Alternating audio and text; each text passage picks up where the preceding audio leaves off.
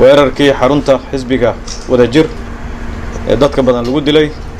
lagu dhaawacay siyaasiga Cabdiraxmaan Cabdishakuur welina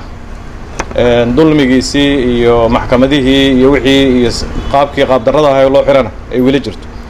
waxaan rabaa iyo arrintii kale oo labada xildhibaan ku saabsanayd ee sharaf dilka ahayd ee xeer ilaaliyuhu uu ku beegsanayay asagoo siyaasadaynaya ajende garsoorka Soomaaliya ka baxsan ku shaqeynaya uu ku beegsanayay dadka siyaasiyiinta ka aragtida duwan madaxda dalka waxa igu soo dhacday sheeko yar oo rabaa inaan halkaan ka sheego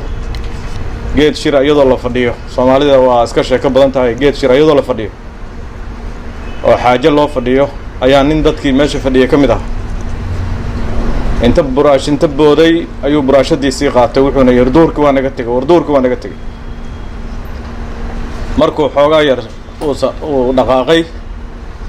dabayl ayaa hoos ka gashay macawisna waa watay madaxay u saartay odayaashii meesha ka fadhiyay kamid aha wuxuu weydiiyay war maduurkii baa la gaaray xilliguna waa barqadii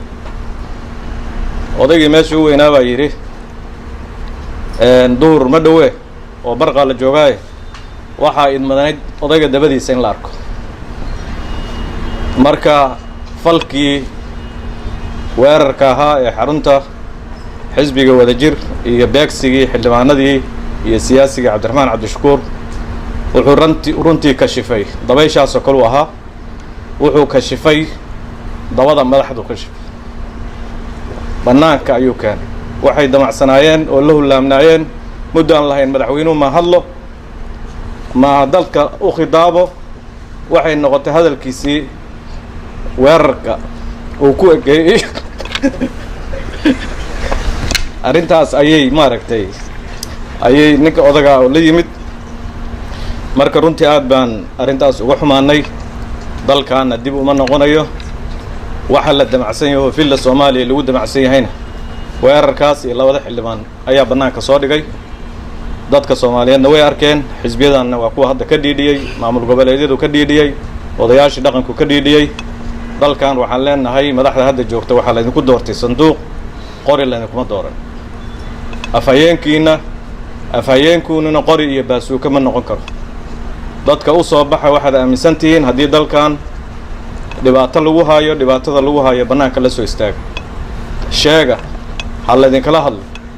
waxa runtii dhanka kale aan rabaa inaan adkeeyo maalmahan oo dhan waxa dalka ku soo batay waa muwaadiniin iyo dad qaran dumis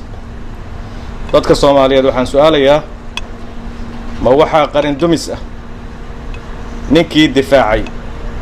ma ninkii dhiibay qalbi dhagax ayaa wuxuu dhihi karaa ninkii difaacay qaran dumis baad يعني واحد ماشان كسر waxay tahay xilwaanada labada hol beegsaday iyo siyaasiyiintaanba dadkii ka soo horjeestay in muwaadin la dhiibo ayay ahaayeen in dalka Soomaaliyeed la iska maamusho oo sidii la rabo laga yeelo dawladda kale lagu adeego dadkii diiday ahaayeen kuwii sameeyay falkaas oo khiyaano qaran galay oo qaran dumisnimada ku eedeysna ayaa waxay u adeegsanayaan kuwii qaranka difaacay qaran dumisnimo yani waxay tahay arrinta caloosha laga rarayo dalka Soomaaliya mafaahiimtii oo dhan waa isqal bari waxayna dhigi doonaan Muqdisho waxa looga tukanayaa badda xaggeeda loo tukado ninkii u tukada dhankan kale waa qaldan ilaa hadda baasha meesha loo wada waay waxa runtii aad uga soo horjeednaa dalkan wax badan baa lagu soo waday Cabdullaahi Yuusuf xilligiisii Cabdiqaasim xilligiisii xilliyadii ka dambeeyay intuba dadka kale aragti duwan way wada noolaayeen Soomaaliya waxa jirtay mararka kamid ah oo qofka ka aragti duwan systemka meesha ka jira uu dawladaha Itoobiya ka soo hadli jiray raadiyaashood laakiin sidii dimuqraadiyad taasi waa aragna dhibkeeda dhis markii dimuqraadiyad dalku u jahaystay waxay noqotay filla Soomaaliya dariskeeda qof daris la inuu ka aragti duwanaan karo qofka filla Soomaaliya jooga taasna dawladnimada casriga ayaa leh dalka yaan dibna loo celin horumar badan baa jira madaxda haddana waa ka shifan yihiin dadka inta u soo baxaan ha u cudur daartaan dadkii la dilay ha ka garaabaan ciddii dishay banaanka ha soo istaajiyaan dalkan qori dambe laguma xukumi karo qori ninkii raba inuu wax ku xukumana shabaab ha u tago waa shabaabe ninkii raba inuu qori sharci darraa dadka ku dilo weerar sharci darraa dadka ku qaado shabaab waxba kama sokeeyo shabaab ha u tago yuusan noo joogine xilalka waaweyn yuusan noo hayne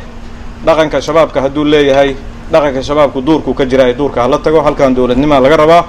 waana mahadsantihiin